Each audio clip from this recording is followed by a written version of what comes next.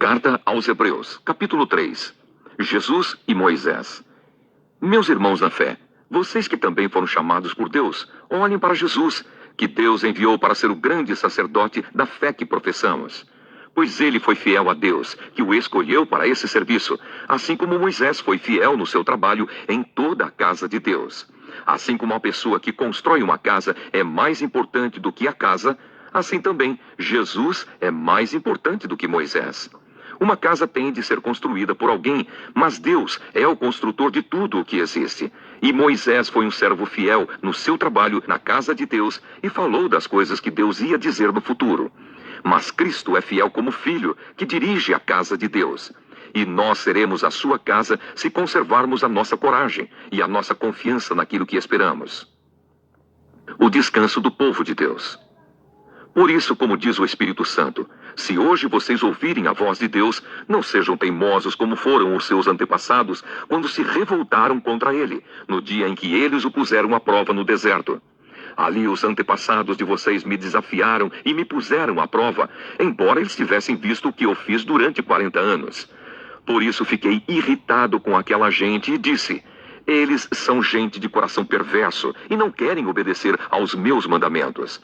Eu fiquei irado e fiz este juramento: eles nunca entrarão na terra prometida, onde eu lhes teria dado descanso. Meus irmãos, cuidado para que nenhum de vocês tenha um coração tão mau e descrente que o leve a se afastar do Deus vivo. Pelo contrário, enquanto esse hoje de que falam as Escrituras Sagradas se aplicar a nós, animem uns aos outros, a fim de que nenhum de vocês se deixe enganar pelo pecado, nem endureça o seu coração. Pois seremos companheiros de Cristo se continuarmos firmes até o fim na confiança que temos tido desde o princípio. É isso o que as Escrituras Sagradas dizem. Se hoje vocês ouvirem a voz de Deus, não sejam teimosos como foram os seus antepassados quando se revoltaram contra ele. Quem foi que ouviu a voz de Deus e se revoltou contra ele? Foram todos os que Moisés tirou do Egito. Com quem foi que Deus se irritou durante 40 anos? Foi com os que pecaram e caíram mortos no deserto. E de quem é que Deus estava falando quando fez este juramento: eles nunca entrarão na terra prometida, onde eu lhes teria dado descanso? Ele estava falando das pessoas que se revoltaram. Portanto, vemos que elas não puderam entrar na terra prometida porque não tiveram fé. Carta aos Hebreus, capítulo 4. Deus nos deixou a promessa de que podemos receber o descanso de que ele falou. Portanto, tenhamos muito cuidado para que Deus não julgue que algum de vocês tenha falhado, deixando assim de receber esse descanso. Pois assim como aquelas pessoas ouviram, também nós ouvimos a boa notícia.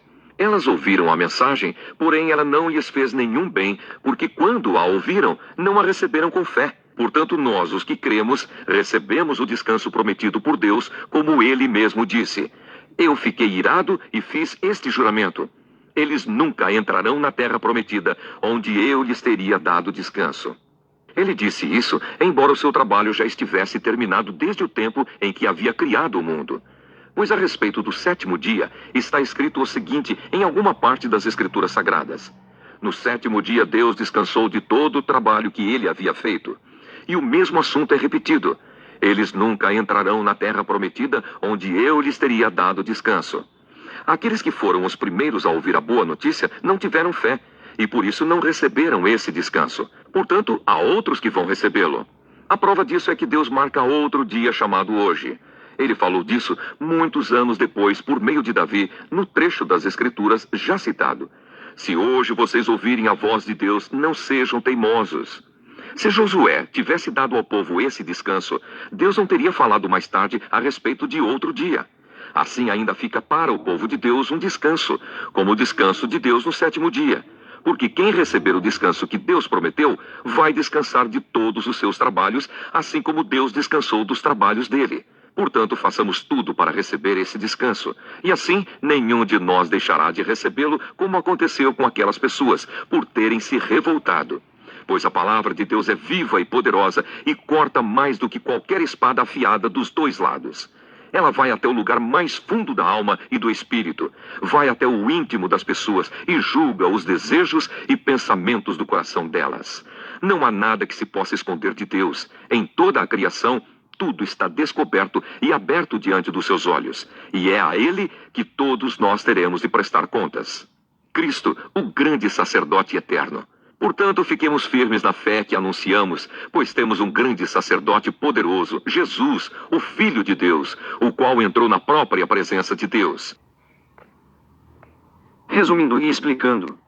Nos capítulos 3 verso 1 até o capítulo 5 verso 10, fala que a aliança no deserto sempre foi o ponto de referência para os judeus.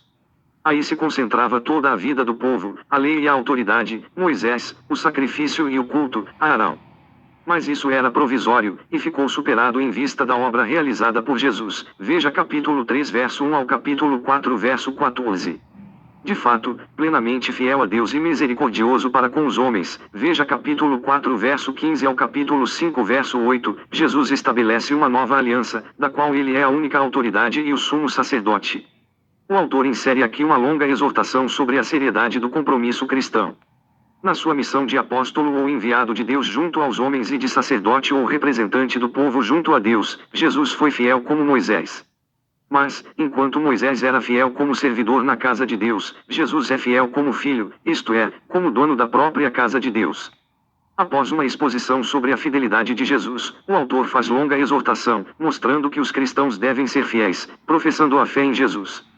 Moisés e Josué não conseguiram introduzir o povo no descanso de Deus, porque o povo se revoltou e foi infiel a Deus tanto no deserto como em Canaã.